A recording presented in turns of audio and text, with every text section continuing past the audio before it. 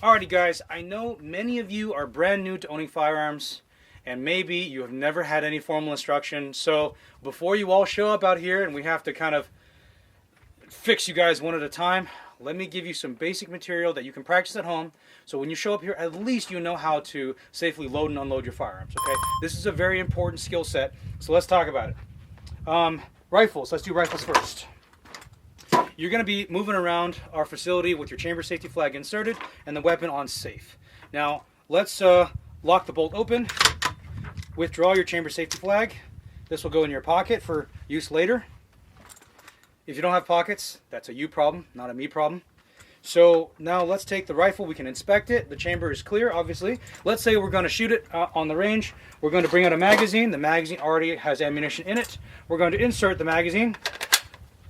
Then we're going to close the bolt.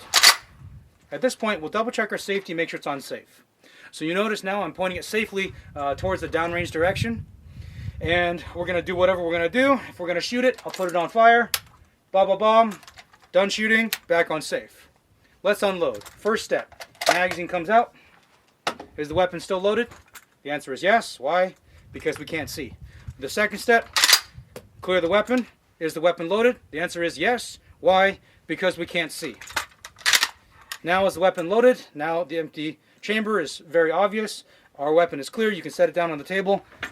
We're done with it for today. Now let's suppose that we're done with it and we want to pack it up. Go ahead, bring your bag or your box up to the table, pack up your equipment, zip it up, close it up, and then you can take everything away. What if I want to walk around the facility and walk back up to my car? Then you take out your chamber safety flag, and we're going to insert that chamber safety flag like this. Ease the bolt forward, and now we have our weapon in a verifiable safe condition. So now you can set it on the table, or we'll have places up in the classroom or wherever where you can just set it against the wall. There's a certain rack that holds it in position, and then you're good to go. Okay, that's on rifles. That's the Springfield M1A. Let me demonstrate with AR-15. It's exactly the same procedure. If we wanted to load the weapon, go ahead, take our magazine, insert the magazine, close the bolt, and check our safety, make sure it's on safe. As you'll see, this one is equipped with a UTM French blue marked non-lethal bolt conversion. So this one's completely inert. It cannot actually fire this ammunition that we just loaded. So just for demonstration purposes. Now, that's why you see I can't close this.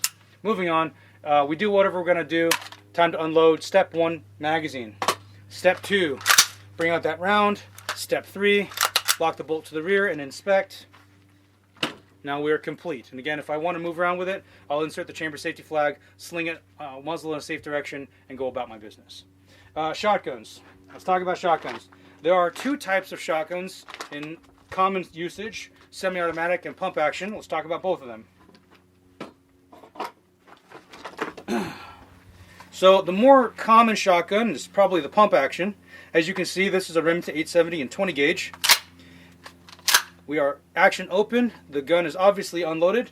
In order to load this gun, my first step is going to be the port load and close. Now we have a loaded gun that has 1 shot. I'll check my safety. I want it on safe. I'm going to bring the gun muzzle up and load the rest of the chamber. Okay? And just one at a time, just load them in.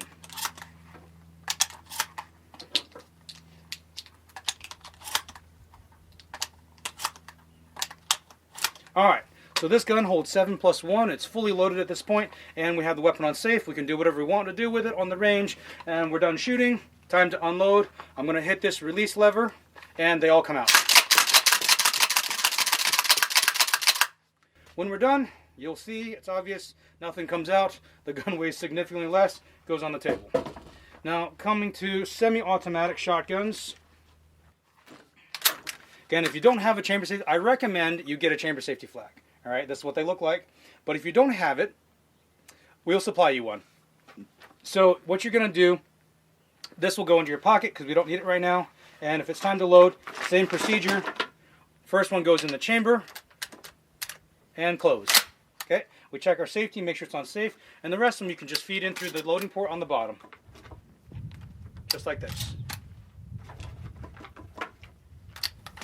You got the idea. It holds a bunch more, but it's the same thing for this demonstration. All right, so now it's time to unload it. We just cycle it hard. double check it, and we're done. Again, if you want to move around the facility, you take your chamber safety flag, insert it, close your bolt, safety on, sling it safe direction, and go about your business. Alright, so that's long guns.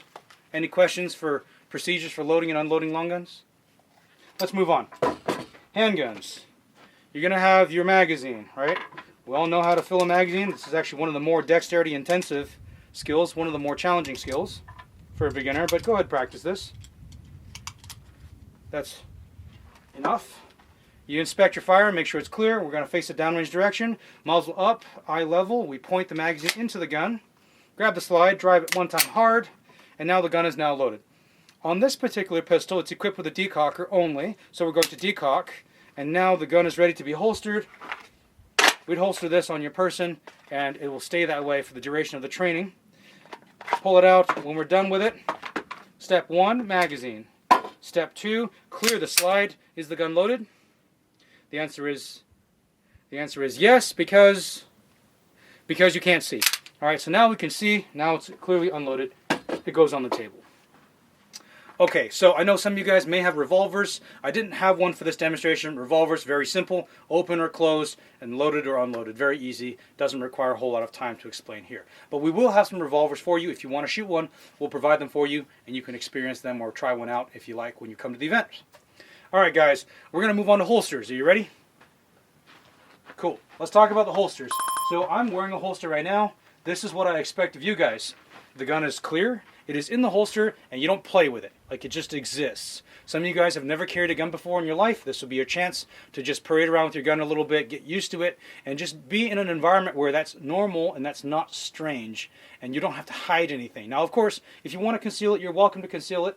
If you want to wear it on the outside, it's probably more comfortable, probably less sweaty. You're welcome to have it on the outside.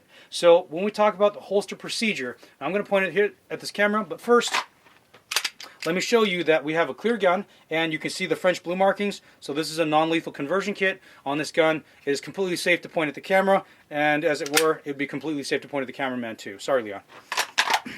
Anyways, so the gun is inside the holster. When we make our draw, your support hand is going to go on your chest. Okay, support hand goes on your chest or on your tummy, so it's out of the way. Then, as you reach down, you're going to get your hand as high as possible up into the back of the pistol. Now, this area on the pistol is called the tang, T-A-N-G. We're going to get your hand as high as possible, and you're going to press down as you grab or hold the entire gun. Now, see the trigger finger? The reason why we get so high is that trigger finger, by habit, is going to go above the trigger on the side of the gun.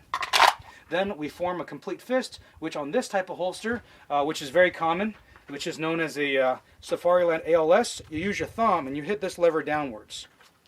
So once you close your entire hand, that pistol comes up, straight up. Now it angles forward, and you complete this. Now the first firing position, which we're not going to talk about in this video, but just so you know, this is your first available firing position. It's known as close retention. Your second available firing position is known as high compress ready, and then from here you can extend out partway or fully and finger on the trigger if that's what you're going to do.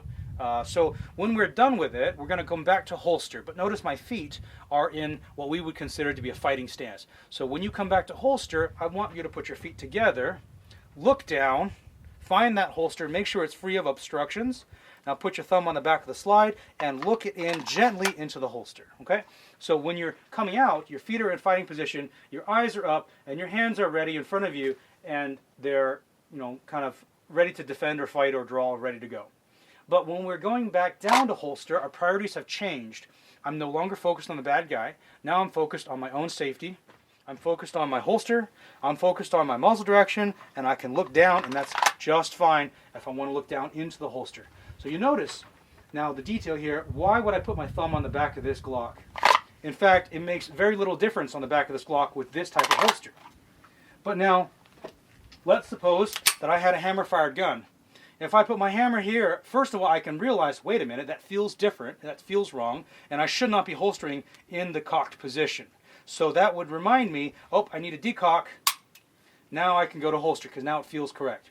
The second thing is, no matter what position the hammer is, if the hammer is in the up position on a single action gun, holding the hammer will prevent it from being fired. The second thing is, if this is a double action gun, holding the hammer will prevent it from being fired. So by blocking that hammer on a hammer-fired gun, we actually disable the gun to make it very safe when putting it away so we don't accidentally shoot into our own leg. Now, you might ask, what does it matter on a Glock though? You see, on one of these pistols, the slide, there's nothing really holding this thing shut other than a spring. So we want to hold it tight and closed to keep it in battery, to keep it in the closed position.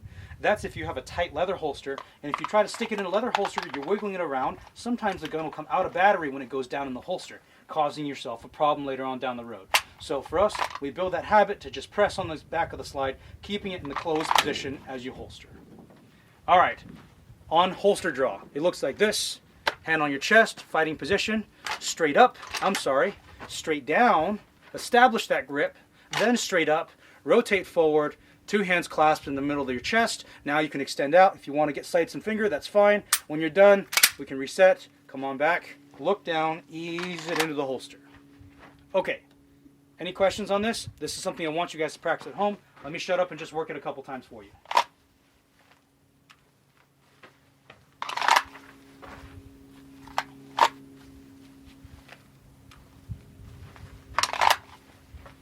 All right, any questions? Maybe you want to see it right-handed. Sure. If you want to see it right-handed, let's do that right now. So you notice this type of holster has got a paddle on the back of it. They're very convenient. They're very comfortable. They're easy to get on and off. And they're good for training. So if you're interested in buying a first holster for use on the shooting range in class, this is not a bad holster. Again, it's called Safariland ALS.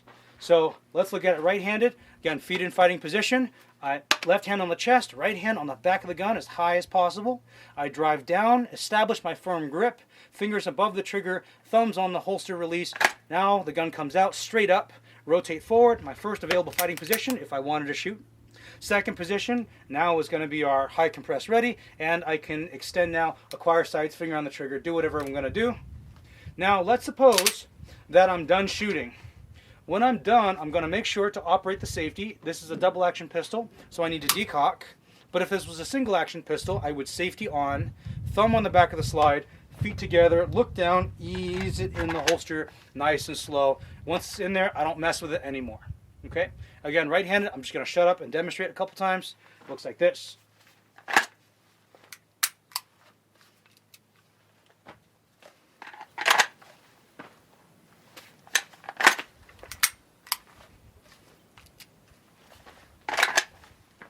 All right, any questions on holster?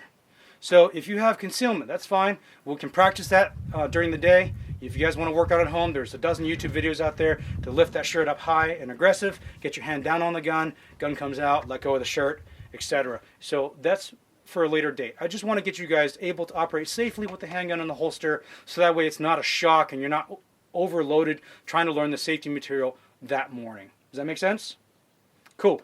Talk to me on social media. You can email me, info@Monarch Defense. My name is Brian Wang. I'd love to see you guys out here for the AAPI Gun Owners Open House and Community Outreach Day. So, see you soon.